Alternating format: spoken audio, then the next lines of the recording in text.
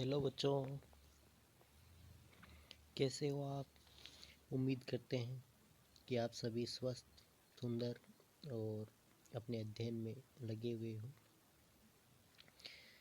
तो बच्चों, जैसे आपको पता है कि अपन जो 24 नंबर का जो चैप्टर पढ़ रहे थे, ठीक है, ब्लड सर्कुलेशन या सर्कुलेटरी सिस्टम।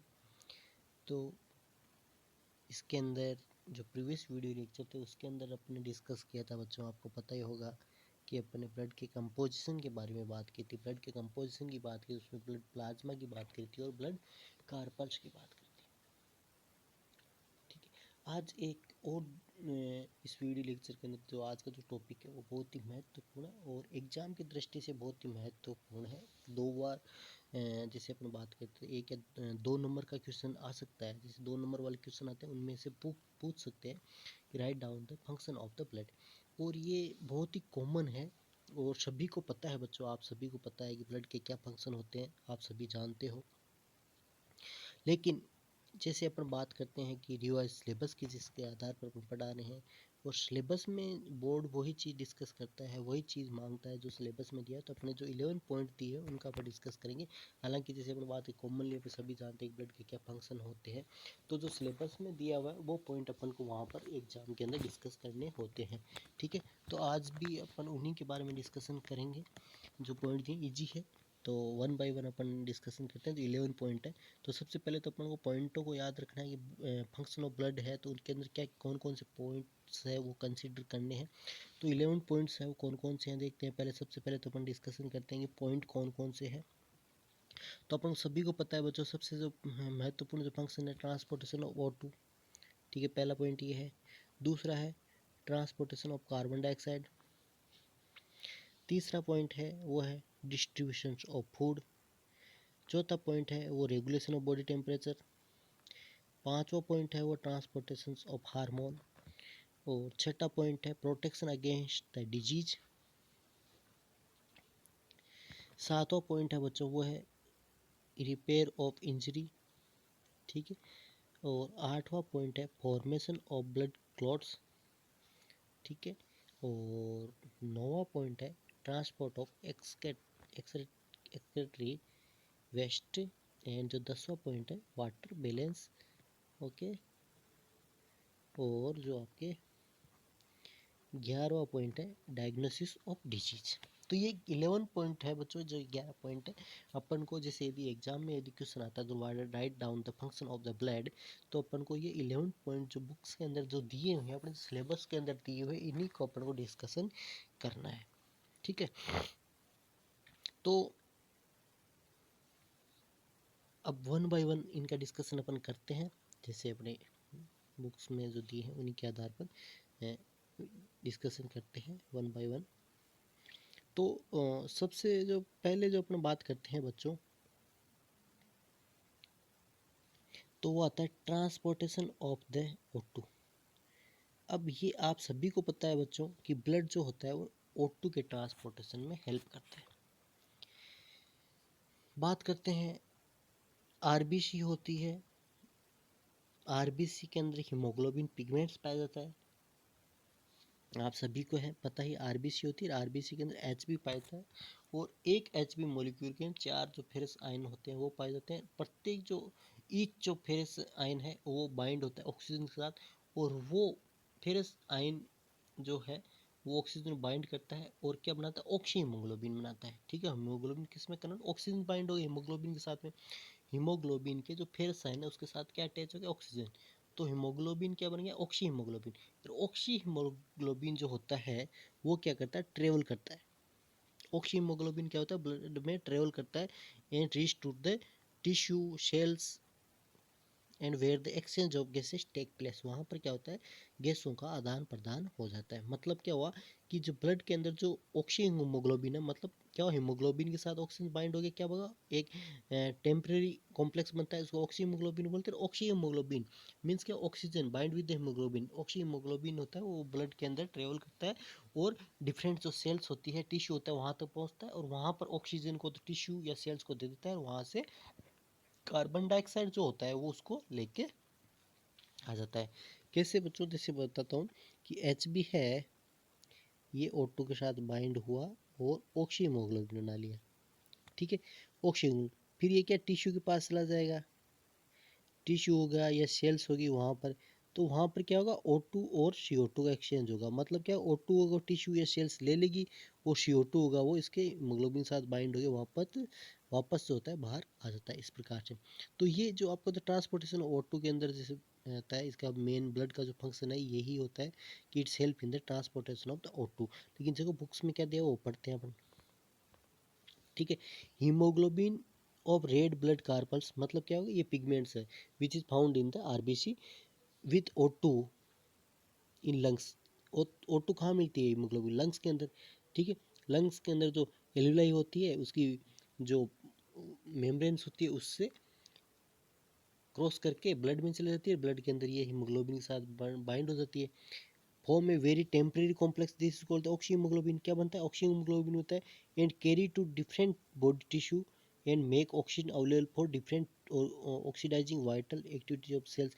अब वहाँ पे आपको पता ही है, अपन रेस्पिरेटरी सिस्टम पढ़ चुके हैं कि ऑक्सीजन वहाँ पे टिश्यू में चली जाती है या कोई सेल्स में चली जाती है, और वहाँ सेल्स और टिश्यू में जाने के बाद वहाँ पर क्या करती है बच्चों, वहाँ पर क्या करती है ऑक्सीडाइजेशन करती है। किसका करती है, मॉलिक्यूल्स, बायोमोलिक्यूल्स, बायोमोलिक्यूल्स बोले तो ग्लूकोज, ग्लूकोज को ब्रेक डाउन करती है किसके अंदर, पायरुवेट के अंदर। उससे क्या होगा, एनर्जी रिलीज होगी, और एनर्जी क्या है यूटिलाइज कर लेगी बॉडी, ठीक है, डिफरेंट एक्टिविटी। तो इस प्रकार से क्या होता है, ऑक्सीजन का ट्रेवल्स होता है वो किसके थ्रू होता है, ब्लड के थ्रू ही होता है। ये बहुत इंपॉर्टेंट बात है बच्चों, ठीक है। अब जो बात करते हैं वो बात करते हैं जो दूसरा जो पॉइंट है अपना, transportation of carbon dioxide.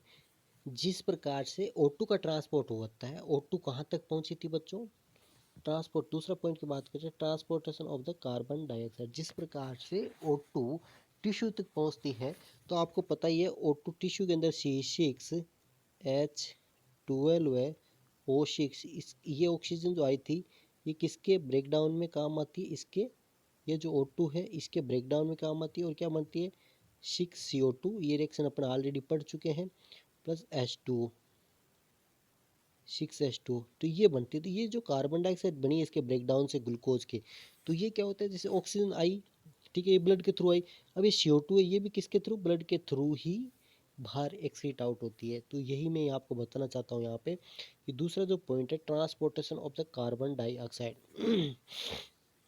In the body cells, CO2 is produce in metabolic activity in the body cells, ठीक है। CO2 प्रोड्यूस होती है, जैसे मैंने अभी रिएक्शंस के थ्रू बताया आपको, मेटाबॉलिक रिएक्शंस में क्या CO2 प्रोड्यूस होती है in the form of end product, ठीक है। The blood transport CO2 up to lungs to expel it out, और फिर क्या होता है ब्लड ही क्या करता है उसको ट्रांसपोर्ट करता है किस तक, लंग्स तक, ठीक है। ब्लड के थ्रू ही ये कहाँ पे आती है, लंग्स में आती है, लंग्स पे इसको एक्सपेल आउट थ्रू एक्सपायरेशन के थ्रू इसको बाहर निकाल देता है। तो दूसरा पॉइंट ऑफ गया आपके transportation of the carbon dioxide. बच्चों ये एग्जाम की रिगार्डिंग बात करें तो ये बहुत इंपॉर्टेंट है कि 2 नंबर का क्वेश्चन बोर्ड में आ सकता है, write down the function of the blood. Easy है लेकिन कई बार पूछ सकते हैं कि 2 नंबर क्वेश्चन इसमें से आपके बनने की चांस होते हैं, ठीक है। तीसरा जो क्वेश्चन आता है वो आता है आपके सॉरी तीसरा जो पॉइंट आता है वो आता है डिस्ट्रीब्यूशन ऑफ द फूड। अब डिस्ट्रीब्यूशन ऑफ फूड में कैसे हेल्प करती है बच्चों, बिल्कुल ईजी बात है। डिस्ट्रीब्यूशन फूड की बात करें तो आपको पता ही होगा कि डाइजेशन होता है किसके अंदर, एलिमेंट्री कैनाल का डाइजेशन होता है, उसके बाद क्या एब्जॉर्प्शन होता है। एब्जॉर्प्शन के अंदर क्या होते हैं, जो न्यूट्रिटिव सब्सटेंस होते हैं जो सिंपल मॉलिक्यूल में ब्रेक डाउन हो जाते हैं, और सिंपल मॉलिक्यूल्स की बात करें जैसे कार्बोहाइड्रेट ग्लूकोज में ब्रेक डाउन होता है, प्रोटीन है एमिनो एसिड में ब्रेक डाउन होता है, लिपिड्स होता है, फैटी एसिड गिल्सोल में ब्रेक डाउन होता है, और डिफरेंट टाइप जो एमिनो एसिड होते हैं। तो ये क्या होते हैं, अंदर एब्जॉर्ब होते हैं, और एब्जॉर्ब के जाते कहाँ पे, ब्लड के अंदर चले जाते हैं, और ब्लड के थ्रू ये सर्कुलेट आउट होते हैं बॉडी के अंदर, और वहाँ पर जिस टिश्यू को जितनी रिक्वायरमेंट होती है, जिस न्यूट्रिशन की रिक्वायरमेंट होती है वो टिश्यू ले लेता है। तो मतलब क्या होता है, डिस्ट्रीब्यूशन किसके थ्रू हो रहा है, जो एब्जॉर्बिंग जो सबस्टांसेज है, जैसे ग्लूकोज हो गया, एमिनो एसिड्स हो गए, विटामिन हो गए, जो भी आयरन्स हो गए, ठीक है, मिनरल्स है, जो भी न्यूट्रिटिंग सब्सटेंसेज है, उनका बॉडी के अंदर सर्कुलेशन किसके थ्रू होता है, उनका बॉडी के अंदर डिस्ट्रीब्यूशन होता है ब्लड के थ्रू ही होता है, ठीक है। तो यहाँ पर देखो food material are carried by blood from the alimentary canal to all tissue of the body for the growth, repair and energy. वहाँ पर फूड का क्या यूज होता है, जैसे मैंने बताया ब्रेक डाउन होता है, मेटाबॉलिक रिएक्शंस होती है, वहाँ पर ब्रेक डाउन से एनर्जी मिलती है, एनर्जी का यूटिलाइजेशन करती है body different type of activity, चाहे ग्रोथ के लिए, चाहे बात करें, चाहे अपने रिपेयरिंग के लिए बात करें, ठीक है, तो उसमें यह एनर्जी तो प्रोड्यूस होती है, तो उसमें काम ले लेते हैं। इसके बाद जो चौथा जो पॉइंट आता है बच्चों, वो आता है आपके रेगुलेशन ऑफ बॉडी टेम्परेचर। ठीक है, बिल्कुल इजी बात है भाई। अब रेगुलेशन ऑफ बॉडी टेम्परेचर में the function of maintain body temperature like done by blood. ठीक है, सही बात है कि बॉडी का टेम्परेचर, अपने अंदर भी एक एग्जांपल ले तो आप सोचो एक बार कि बॉडी टेम्परेचर कंट्रोल करने के लिए ब्लड की बहुत ही महत्वपूर्ण भूमिका होती है। ठीक है, आपको पता ही है, जब अपन बात करते हैं समर की बात करते हैं, गर्मी की बात करते हैं, ठीक है, तो समर के अंदर क्या होता है, आपको पता है पसीना आता है, स्वेटिंग होती है, स्वेटिंग से क्या होती है, जो अपने सर पे से कूलिंग होती है, कूल होती है बॉडी, सर पे से कूल होती है। ठीक है, एक बार पसीना आएगा, पसीने से पूरी बॉडी क्या हो जाएगी, ठीक है, वेट हो जाएगी, गीली हो जाएगी, भीग जाएगी, फिर उसके हवा लगेगी, हवा से क्या हो जाएगी, बॉडी का टेम्परेचर कूल डाउन होता है। ठीक है, तो ये हो गया टेम्परेचर किसमें, गर्मियों के अंदर कम हो गया। और सर्दियों के अंदर क्या होता है बच्चों, कि सर्दियों के अंदर जो क्या होती है, जो ब्लड वेसल्स होती है, goes deep to the tissue. ठीक, क्या होता है डीप टू टिश्यू का मतलब क्या होता है, ये जो अपनी स्किन के ऊपर, तो स्किन के ऊपर या जो ब्लड वेसल्स पाई जाती है बीनीथ द स्किन, जो ब्लड वेसल्स पाई जाती है और डीप चली जाती है, और उनके अंदर क्या होता है, वेसो कंस्ट्रिक्शन होता है, और वो जो वेसल्स होती है उनमें वेसो कंस्ट्रिक्शन होता है, मतलब जो नलियाँ होती है वो पतली हो जाती है, तो उनसे क्या हीट लॉस होता है, बहुत ही कम होता है। सर्दियों में क्या होता है, हीट लॉस कम होता है, और वो एनर्जी जो हीट होती है अंदर ही रहती है, इसलिए क्या होती है, अपने शरीर जो होता है बॉडी टेम्परेचर को अपन जैसे अपन बात करते हैं दिसंबर के अंदर जो डिग्री टेम्परेचर के बाद 20 डिग्री 24 डिग्री होता है, अपन को बॉडी टेम्परेचर कितनी जरूरत होती है, 36 डिग्री की, तो वो उसी के अंदर क्यों हीट लॉस को कम कर देता है। ठीक है, वो क्या होती है, वेसल्स होती है डीप चली जाती है ना, situated deep beneath to the surface या एपिडर्मिस। ठीक है, या डर्मिस की बात करें नीचे चली जाती है वो ज़्यादा, और उसमें वेसो कंस्ट्रिक्शन होता है। ठीक है, वेसो कंस्ट्रिक्शन से क्या हो जाएगा, वेसो कंस्ट्रिक्शन से क्या होता है, हीट लॉस होती है, कम हो जाती है। ठीक है, तो इस प्रकार से क्या होती है, बॉडी टेम्परेचर में मदद करता है। हालांकि इसमें एक ही लाइन लिखी हुई है, लेकिन मैंने आपको जैसे बताया कि इसमें दोनों गर्मियों में, विंटर और समर के अंदर क्या क्या प्रोसेस मैंने बताई, कि समर के अंदर बात करते हैं तो जो वेसल्स होती है उनसे ज़्यादा क्या होती है, वो जो अपर सरफेस होती है, जो अपन बात करते हैं स्किन की, तो सरफेस उसके टच में आती है, और वैसो डायलेशन होती है, ज़्यादा फैल जाती है, उससे क्या होता है, हीट का लॉस ज़्यादा होता है, स्वेटिंग होती है ना सरफेस से। और विंटर्स की बात करें, इनकी अपोजिट एक्शन होता है। ठीक है, इस प्रकार से। फिर पांचवा जो पॉइंट की बात करते हैं वो आता है बच्चों आपके, पांचवा जो पॉइंट की बात करें तो वो आपके आएगा ट्रांसपोर्टेशन ऑफ द हार्मोन। अब बच्चों पता ही है, अपने अंदर डिफरेंट टाइप ग्लैंड्स पाई जाती है, और ग्लैंड्स क्या करती है, हार्मोन सीक्रेट करती है, पिट्यूटरी ग्लैंड्स की बात करें, चाहे एड्रिनल ग्लैंड्स की बात करें। ठीक है, तो ये ग्लैंड्स होती है, ये क्या करती है, different type of the hormone secretion करती है। और ये हार्मोन्स आपको पता है, ग्लैंड्स क्या होती है, एंडोक्राइन टाइप होती है, मतलब this secrete their secretion direct to the blood, और ब्लड के थ्रू ये क्या होता है, सर्कुलेट होते हैं different part of the body, और एज रिक्वायरमेंट जो इनका टारगेट होता है वहाँ पर ये ब्लड के थ्रू ही पहुँचती है हार्मोन। ठीक है, तो hormone are the secretion of endocrine glands, जैसे मैंने बताया एंडोक्राइन ग्लैंड, और different type of endocrine situated at the different location in our body. ठीक है, blood transport them to directed site to the regulate different biological system of reaction।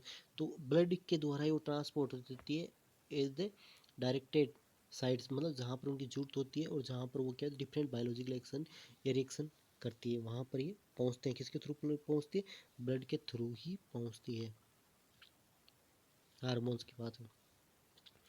इसके बाद next जो point आता है बच्चों, होता है प्रोटेक्शन अगेंस्ट द डिजीज। अब जैसे सिंपली बात बताऊं तो प्रोटेक्शन अगेंस्ट द डिजीज की बात करें तो आपको पता है बच्चों, अपने ब्लड कार्पल्स पड़ी थी, और ब्लड कार्पल्स के अंदर अपन ल्यूकोसाइट पड़ी थी, leucocyte WBC white blood cells, और वाइट ब्लड सेल्स के अंदर न्यूट्रोफिल्स थी, मोनोसाइट्स थी, these are phagocytic in nature and form the primary barrier. ठीक है, प्राइमरी जो इम्यूनिटी बैरियर होती है वो डेवलप करती है। ये क्या करती है, जो एक्सटर्नल जो बैक्टीरियल सेल है या कोई एक्सटर्नल जो फॉरेन बॉडीज़ है उनको क्या इंग्लूब कर देती है, उनको फेगोसाइट कर लेती है। इससे क्या होती है, वो रप्चर हो जाती है और उससे बॉडी को प्रोटेक्शन मिलती है। तो यहाँ पर बात करें, देखो द वाइट ब्लड कार्पल्स, वो WBC और ब्लड जैसे phagocyte engulf harmful bacteria and the destroy them. ठीक है, उनको मैंने बताया, उनको क्या करती है, उनको इंग्लूब कर लेती है और उनको डिस्ट्रॉय कर देती है ना। फिर आता है in addition blood produce antibody to kill incoming harmful pathogenic bacteria. और ब्लड के अंदर आपको पता ही है तो एंटीबॉडीज डेवलप होती है और एंटीबॉडीज से ही क्या करती है, ये क्या है, हार्मफुल जो पैथोजेनिक बैक्टीरिया उनको मार देती है। Bacteria, virus, external protein which are collectively called antigens. इनको क्या बोलते हैं, एंटीजेंस बोलते हैं।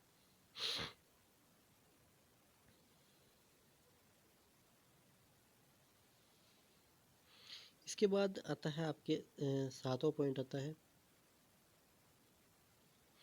Repair of injury. सातवां जो पॉइंट आता है वो आता है repair of injury.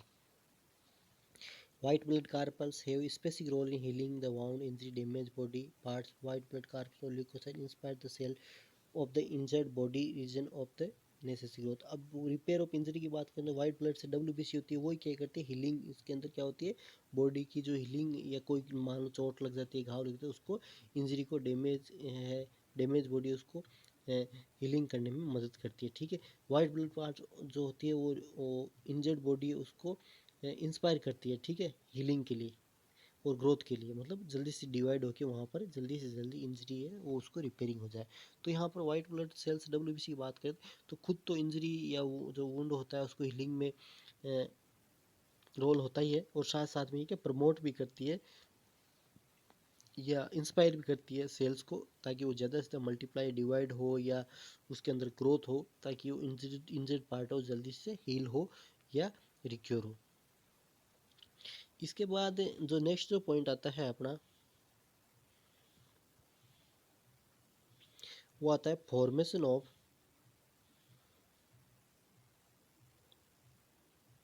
Blood clot. The blood clot form quickly on bleeding from an injury और वाउंड। आप जानते हो जैसे अपने चोट लगती है कहीं पे तो वहाँ पर हाथों हाथ क्या होता है, क्लॉट बन जाता है। क्यों होता है, विच स्टॉप द ब्लीडिंग। जिससे क्या होता है, जो ब्लीडिंग है ये खून का आना वो रुक जाता है। In addition due to the formation of clot one get proper help to the help of wound. इससे क्या होता है, प्रॉपर जो क्लॉट बन जाता है और इससे क्या होता है, जो वुंड है उसको हीलिंग में भी हेल्प मिलती है।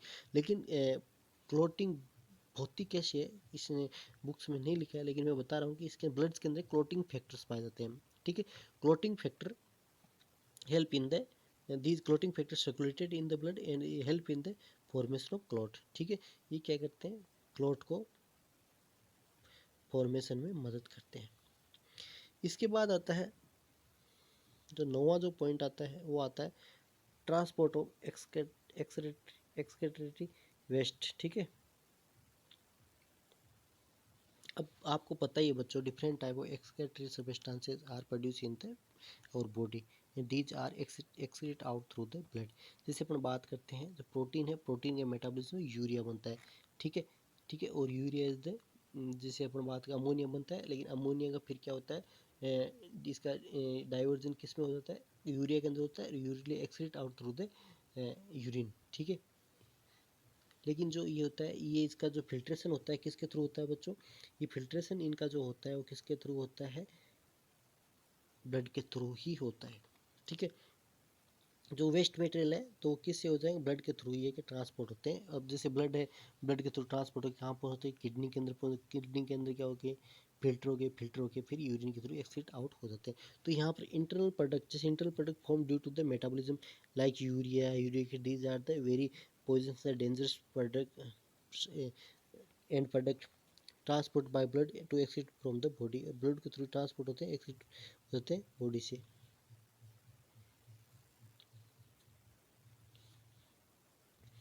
इसके बाद बात करते हैं ट्रांसपोर्ट, इसके बाद वाटर बैलेंस। ठीक है, आपको पता ही है बच्चों, एक ओनली सोर्स है अपने अंदर बॉडी के अंदर वाटर को सेल्स टिश्यू या खुद ब्लड की बात करें तो वाटर को बैलेंस करने का रोल जो होता है अपने बॉडी के